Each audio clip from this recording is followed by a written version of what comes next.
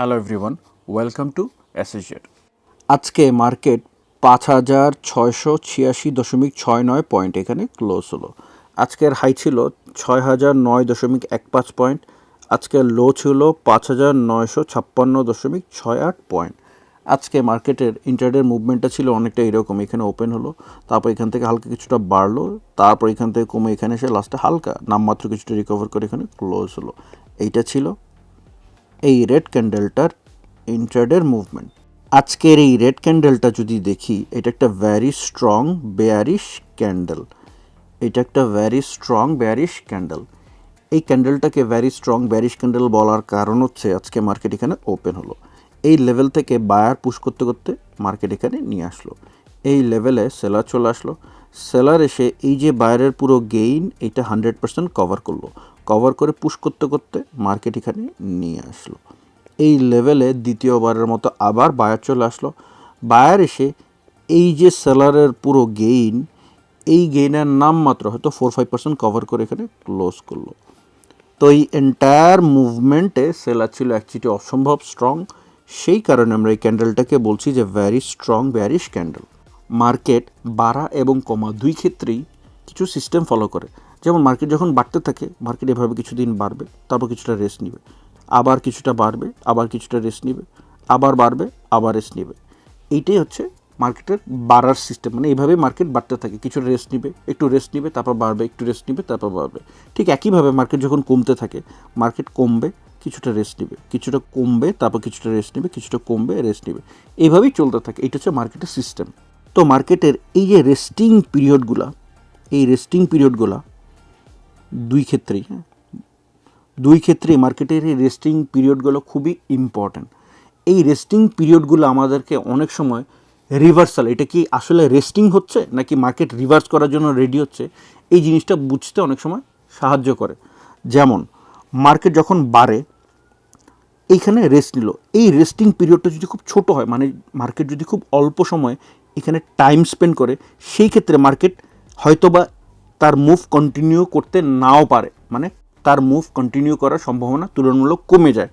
কিন্তু মার্কেট যদি এভাবে বাড়লো এবং এখানে যদি খুব লম্বা একটা সময় টাইম স্পেন্ড করে এবং তারপর যদি সে এই লেভেলটা ব্রেক করে, সেই ক্ষেত্রে এই লেভেলটা খুব ইম্পর্ট্যান্ট লেভেল হিসেবে বিবেচিত হয় এবং ধরে নেওয়া হয় যে মার্কেট হয়তোবা তার মুভ কন্টিনিউ করতে পারে। ঠিক একইভাবে মার্কেট যখন কমতে থাকে, মার্কেট কমলো, কিছুটা রেস্ট নিল এবং এই রেস্টিং পিরিয়ডটা যদি ছোট হয়, মানে খুব লম্বা সময় ধরে রেস্ট না নেয়, সেই ক্ষেত্রে মার্কেট যদি ব্রেক করে, হয়তোবা সে তার মুভমেন্ট কন্টিনিউ নাও করতে পারে। কিন্তু মার্কেট যদি কমার পর একটা লম্বা সময় ধরে এখানে টাইম স্পেন্ড করে, তারপর যদি ব্রেক করে, সেই ক্ষেত্রে ধারণা করা হয় যে মার্কেট হয়তোবা তার এই মুভমেন্ট কন্টিনিউ করতে পারে। তো মার্কেটের এই রেস্টিং পিরিয়ডটা সবসময় এরকম হয় না যে মার্কেট বাড়বে তারপর এভাবে রেস্ট নিবে, সবসময় এরকম হয় না। মার্কেটের এই রেস্টিং পিরিয়ডটা একটু ডিফারেন্টও হতে পারে। যেমন মার্কেট এভাবে বাড়লো, তারপর এখানে কিছুটা কমলো, তারপর বাড়লো, কমলো, বাড়লো, কমলো, বাড়লো, কমলো, এরকম। এই লেভেলটা তখন একটা রেস্টিং পিরিয়ড হিসেবে বিবেচিত হয়। ঠিক একইভাবে কমার ক্ষেত্রেও এরকমটা হয়। তো রিসেন্টলি আমরা যদি ডিএসসির ইন্ডেক্স দেখি, যে ইন্ডেক্স এইখান থেকে কমতে কমতে এইখানে আসলো, এইখানে এসে খুব অল্প সময় সে টাইম স্পেন্ড করলো, তারপর এই লেভেলটা ব্রেক করে ফেললো। আবারও সে খুব অল্প একটা সময় টাইম স্পেন্ড করলো, আবারও এই লেভেলটা ব্রেক করে ফেললো। দেখেন, যখন এই লেভেলটায় খুব অল্প সময় টাইম স্পেন্ড করলো, ব্রেক করলো, সে কিন্তু তার এই মুভমেন্ট কন্টিনিউ করলো না, সে আবারও রেস্টে চলে গেল। ঠিক একইভাবে এখানে রেস্টে আসার পর আবারও সে এই লেভেলটা ব্রেক করে ফেললো। দেখেন, সে আবারও রেস্টিংয়ে চলে গেল, কারণ এই রেস্টিং পিরিয়ডগুলো ছিল খুবই ছোট। মানে মার্কেটে যতটুকু পর্যন্ত বাই প্রেশার টেস্ট করা দরকার ছিল, হয়তো বা মার্কেট ওভাবে বাই প্রেশার টেস্ট করতে পারেনি, সেই জন্য সে আবারও রেস্টিং পিরিয়ডে চলে গেল। তো এখন মার্কেট এইখানে একবার রেস্ট নিল, এখানে একবার রেস্ট নিল, এখানে একবার রেস্ট নিল এবং এইখানে আবারও রেস্ট নিল, মানে প্রায় 3বার এখানে রেস্ট নিল। 3বার রেস্ট নেওয়ার পর মার্কেট এই লেভেলটা ব্রেক করে ফেললো।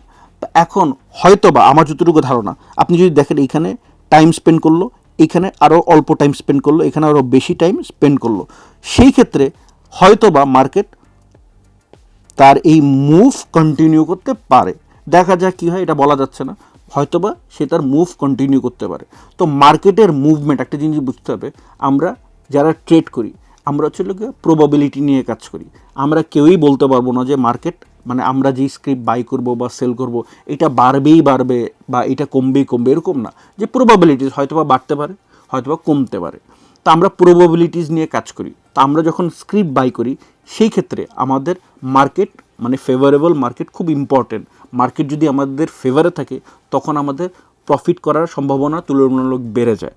যদি মার্কেট আমাদের ফেভারে না থাকে সেই ক্ষেত্রে আমাদের পক্ষে প্রফিট করাটা খুব কঠিন হয়ে দাঁড়ায়। তা এখন মার্কেট যদি পড়তে থাকে, এভাবে টানা পড়তে থাকে, সেই ক্ষেত্রে আমাদের পক্ষে প্রফিট করাটা খুবই কঠিন হয়ে দাঁড়াবে। তো এই গেল মার্কেট। এইবার আসে যাক আমাদের ফার্স্ট স্ক্রিপ্ট আইসিবি সোনালী ফার্স্ট মিউচুয়াল ফান্ড নিয়ে। আইসিবি সোনালী ফার্স্ট মিউচুয়াল ফান্ড আজকে 10 টাকা 20 পয়সা এখানে ক্লোজ হলো। আজকের হাই ছিল 10 টাকা 70 পয়সা, আজকের লো ছিল 10 টাকা 10 পয়সা, আর আজকের ওপেনিং ছিল 10 টাকা 40 পয়সা। সোনালী ফার্স্ট মিউচুয়াল ফান্ডের আজকের ইন্টারডের মুভমেন্টটা ছিল অনেকটা এরকম। এখানে ওপেন হলো, তারপর এখান থেকে বেড়ে এখানে আসলো, তারপর এখান থেকে কমে এখানে এসে লাস্টে হালকা কিছুটা রিকভার করে এখানে ক্লোজ হলো। এইটা ছিল এই রেড ক্যান্ডেলটার ইন্টারডের মুভমেন্ট। সোনালী ফার্স্ট মিউচুয়াল ফান্ডের আজকের এই রেড ক্যান্ডেলটা যদি দেখি, এটা একটা ভ্যারি স্ট্রং বেয়ারিশ ক্যান্ডেল। এটা একটা ভ্যারি স্ট্রং বেয়ারিশ ক্যান্ডেল। এই ক্যান্ডেলটাকে ভ্যারি স্ট্রং বেয়ারিশ ক্যান্ডেল বলার কারণ হচ্ছে আজকে সোনালী ফার্স্ট মিউচুয়াল ফান্ড এখানে ওপেন হলো। এই লেভেল থেকে বায়ার পুশ করতে করতে প্রাইস এখানে নিয়ে আসলো। এই লেভেলে সেলার চলে আসলো। সেলার এসে এই যে বায়ারের পুরো গেইন এটা 100% কভার করলো। কভার করে পুশ করতে করতে প্রাইস এখানে নিয়ে আসলো। এই লেভেলে আবার বায়ার চলে আসলো। বায়ার এসে এই যে সেলারের পুরো গেইন, এই গেইনের অলমোস্ট 15% বা 20% কভার করে এখানে ক্লোজ করলো। তো এই এন্টায়ার মুভমেন্টে সেলার ছিল অ্যাকচুয়ালি অসম্ভব স্ট্রং। সেই কারণে আমরা এই ক্যান্ডেলটাকে বলছি যে ভ্যারি স্ট্রং বেয়ারিশ ক্যান্ডেল। সোনালী ফার্স্ট মিউচুয়াল ফান্ডে আমাদের এন্ট্রি পয়েন্টটা ছিল এইখানে 10 টাকা 20 পয়সা। এইটা ছিল আমাদের এন্ট্রি পয়েন্ট। আর আমাদের স্টপ লস ছিল এইখানে 9 টাকা 40 পয়সা। এইটা ছিল আমাদের স্টপ লস। আর আমাদের টার্গেট বলা ছিল এইখানে 12 টাকা। তো বলা ছিল যে সোনালী ফার্স্ট মিউচুয়াল ফান্ড যতক্ষণ পর্যন্ত এই 9 টাকা 40 পয়সা লেভেলটা হোল্ড করবে আমরা পজিটিভ। যদি কোনো কারণে এই লেভেলটা ব্রেক করে ফেলে সেই ক্ষেত্রে আমাদেরকে স্টপ লস বা লস রিয়েলাইজ করে বের হয়ে যেতে হবে। আর যদি এই লেভেলটা হোল্ড করে সেই ক্ষেত্রে আমরা আশাবাদী যে ইনশাল্লাহ আমাদের এই টার্গেট 12 টাকা হয়তো হিট করতে পারে। তো সোনালী ফার্স্ট মিউচুয়াল ফান্ড আমাদের প্রথম টার্গেটটা ছিল এই স্টপ লসটা এখান থেকে এখানে ব্রেক ইভিনে তুলে আনা, মানে এটা আমাদের প্রথম টার্গেট ছিল। তো সেই জন্য প্রাইস যদি আমাদের ফেভারে মুভ করতো তাহলে এটা সম্ভব ছিল। তো দেখেন প্রাইস কিন্তু আমাদের ফেভারে যথেষ্ট মুভ করছে, মানে কত 11 টাকা 30 পয়সা পর্যন্ত গেছে। তো তারপর হয়তো বা মার্কেটের কারণে প্রাইসটা আর মুভ কন্টিনিউ করতে পারেনি। তো আমরা আমাদের এই স্টপ লসটা ব্রেক ইভেন আনতে পারিনি, কিন্তু আমরা আমাদের স্টপ লসটা অনেকটা ছোটো করে ফেলতেছি। আমরা এখন আমাদের এই স্টপ লসটা 9 টাকা 40 পয়সা থেকে এখানে নিয়ে আসতেছি। এইটার ভ্যালু হচ্ছে 10 টাকা 10 পয়সা। মানে সোনালী ফার্স্ট মিউচুয়াল ফান্ড এই 10 টাকা 10 পয়সা যতক্ষণ পর্যন্ত হোল্ড করবে আমরা পজিটিভ। যদি কোনো কারণে সোনালী ফার্স্ট মিউচুয়াল ফান্ড এই 10 টাকা 10 পয়সা লেভেলটা ব্রেক করে ফেলে সেই ক্ষেত্রে আমাদেরকে স্টপ লস বা লস রিয়েলাইজ করে বেরোয় যেতে হবে। আর যদি এই লেভেলটা হোল্ড করে সেই ক্ষেত্রে আমরা এখনও আশাবাদী যে হয়তোবা আমাদের এই টার্গেট হিট করতে পারে। এখন একটা জিনিস, সোনালী ফার্স্ট মিউচুয়াল ফান্ড যখন আমাদের ফেভারে মুভ করলো খুব ভালো ছিল, এভরিথিং ওয়াজ ফাইন। কিন্তু আমাদের ফেভারে মুভ করার পর আবারও যখন আমাদের এন্ট্রি পয়েন্ট টাচ করছে, এটা একটা ভালো সাইন না, এটা একটা উইকনেস বোধ হচ্ছে। অবশ্যই সে তার মুভ কন্টিনিউ করতে পারে, কিন্তু এটা আমাদের সিস্টেম অনুযায়ী আমরা যেভাবে ট্রেড করি আমাদের সিস্টেম অনুযায়ী এটা উইকনেস বোঝাচ্ছে। তো সেই ক্ষেত্রে আমাদেরকে একটু সাবধান থাকতে হবে। সোনালী ফার্স্ট মিউচুয়াল ফান্ড এখন কোনোভাবেই এই 10 টাকা 10 পয়সা নিচে আসতে পারবে না, আসলেই আমাদের স্টপ লস ট্রিগার করবে। তো দেখা যাক সোনালী ফার্স্ট মিউচুয়াল ফান্ডকে এই 10 টাকা 10 পয়সা হোল্ড করে আমাদেরই টার্গেট হিট করতে পারে কিনা। কিন্তু মার্কেটের মুভমেন্ট যেহেতু ভালো না, আমি আসলে অতটা আশাবাদী না। তো দেখা যাক কী হয় সামনে। তো এইগুলো সোনালী ফার্স্ট মিউচুয়াল ফান্ড। এইবার আসে যাক আমাদের নেক্সট স্ক্রিপ্ট অলিম্পিক ইন্ডাস্ট্রিজ নিয়ে। অলিম্পিক ইন্ডাস্ট্রিজ আজকে 148 টাকা 60 পয়সা এখানে ক্লোজ হলো। আজকের হাই ছিল 152 টাকা 80 পয়সা, আজকের লো ছিল 147 টাকা 70 পয়সা, আর আজকের ওপেনিং ছিল 152 টাকা 40 পয়সা। অলিম্পিক ইন্ডাস্ট্রিজের আজকের ইন্টারডের মুভমেন্টটা ছিল অনেকটা এইরকম। এখানে ওপেন হলো, তারপর এখান থেকে হালকা কিছুটা বাড়লো, তারপর এখান থেকে কমে এখানে এসে লাস্টে হালকা কিছুটা রিকভার করে এখানে ক্লোজ হলো। এইটা ছিল এই রেড ক্যান্ডেলটার ইন্টারডের মুভমেন্ট। অলিম্পিক ইন্ডাস্ট্রিজের আজকের এই রেড ক্যান্ডেলটা যদি দেখি, এটা একটা ভ্যারি স্ট্রং বেয়ারিশ ক্যান্ডেল। এটা একটা ভ্যারি স্ট্রং বেয়ারিশ ক্যান্ডেল। এই ক্যান্ডেলটাকে ভ্যারি স্ট্রং ব্যারিশ ক্যান্ডেল বলার কারণ হচ্ছে আজকে অলিম্পিক ইন্ডাস্ট্রিজ এখানে ওপেন হলো। এই লেভেল থেকে বায়ার পুশ করতে করতে প্রাইস এখানে নিয়ে আসলো। এই লেভেলে সেলার চলে আসলো। সেলার এসে এই যে বায়ারের পুরো গেইন এটা 100% কভার করলো, কভার করে পুশ করতে করতে প্রাইস এখানে নিয়ে আসলো। এই লেভেলে আবার দ্বিতীয়বারের মতো বায়ার চলে আসলো। বায়ার এসে এই যে সেলারের পুরো গেইন, এই গেইনের অলমোস্ট 20% কভার করে এখানে ক্লোজ করলো। তো এই এন্টায়ার মুভমেন্টে সেলার ছিল অনেক স্ট্রং, সেই কারণে আমরা এই ক্যান্ডেলটাকে বলছি যে very strong bearish candle. Olympic ইন্ডাস্ট্রিজে আমাদের এন্ট্রি পয়েন্টটা ছিল এইখানে 154 টাকা 10 পয়সা, এটা ছিল আমাদের এন্ট্রি পয়েন্ট। আর আমাদের স্টপ লসটা ছিল এইখানে 144 টাকা, এটা ছিল আমাদের স্টপ লস। আর আমাদের টার্গেট বলা ছিল এইখানে 174 টাকা 50 পয়সা, এটা ছিল আমাদের টার্গেট। তো অলিম্পিক ইন্ডাস্ট্রিজ নিয়ে বলা ছিল যে যতক্ষণ পর্যন্ত এই 144 টাকা লেভেলটা হোল্ড করতে পারবে আমরা পজিটিভ। যদি কোনো কারণে এই লেভেলটা ব্রেক করে ফেলে সেই ক্ষেত্রে আমাদেরকে স্টপ লস বা লস রিয়েলাইজ করে বেরোয় যেতে হবে। আর যদি এই লেভেলটা হোল্ড করে সেই ক্ষেত্রে আমরা আশাবাদী যে হয়তোবা ইনশাল্লাহ আমাদের এই টার্গেট মানে 174 টাকা 50 পয়সা লেভেলটা হিট করতে পারে। তো অলিম্পিক ইন্ডাস্ট্রিজ কিন্তু দেখেন আমাদের ফেভারে মুভ করার ট্রাই করলো, এর ওই দিনই মনে হয় মার্কেটটা পড়া স্টার্ট করলো, তো সে তার মুভ কন্টিনিউ করতে পারেনি। তো এখন আমাদের প্রথম কাজটা হচ্ছে এই স্টপ লসটা এখান থেকে এখানে ব্রেক ইভেনে তুলে আনা। তো সেই জন্য প্রাইস আমাদের ফেভারে মুভ করা দরকার। তো প্রাইস আমাদের ফেভারে আসলে অতটুকু মুভ করে নাই, সেই জন্য আমরা আমাদের এই স্টপ লসটা এখান থেকে এখানে ব্রেক ইভেনে তুলে আনতে পারিনি।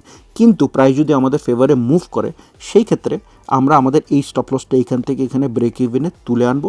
তারপরে প্রফিটের পোর্শনটা আমরা রিস্ক নিব আমাদের এই টার্গেট হিট করানোর জন্য। তো এই গেল অলিম্পিক ইন্ডাস্ট্রিজ। এইবার আসে যাক আমাদের ফার্স্ট ওয়াচলিস্ট স্ক্রিপ্ট ইএইচএল নিয়ে। ইএইচএল আজকে 83 টাকা এখানে ক্লোজ হলো। আজকের হাই ছিল 86 টাকা 70 পয়সা, আজকের লো ছিল 82 টাকা 60 পয়সা, আর আজকের ওপেনিং ছিল 84 টাকা 90 পয়সা। ইএইচএলের আজকের ইন্টারডের মুভমেন্টটা ছিল অনেকটা এরকম, এখানে ওপেন হলো, তারপর এখান থেকে বেড়ে এখানে আসলো, তারপর এখান থেকে কমে এখানে এসে লাস্টে হালকা কিছুটা রিকভার করে এখানে ক্লোজ হলো। এইটা ছিল এই রেড ক্যান্ডেলটার ইন্টারডের মুভমেন্ট। ইএইচএলের আজকের এই রেড ক্যান্ডেলটা যদি দেখি, এটা একটা ভ্যারি স্ট্রং বেয়ারিশ ক্যান্ডেল, এটা একটা ভ্যারি স্ট্রং বেয়ারিশ ক্যান্ডেল। এই ক্যান্ডেলটাকে ভ্যারি স্ট্রং বেয়ারিশ ক্যান্ডেল বলার কারণ হচ্ছে আজকে ইএইচএল এখানে ওপেন হলো। এই লেভেল থেকে বায়ার পুশ করতে করতে প্রাইস এখানে নিয়ে আসলো। এই লেভেলে সেলার চলে আসলো। সেলার এসে এই যে বায়ারের পুরো গেইন এটা 100% কভার করলো, কভার করে পুশ করতে করতে প্রাইস এখানে নিয়ে আসলো। এই লেভেলে আবার বায়ার চলে আসলো।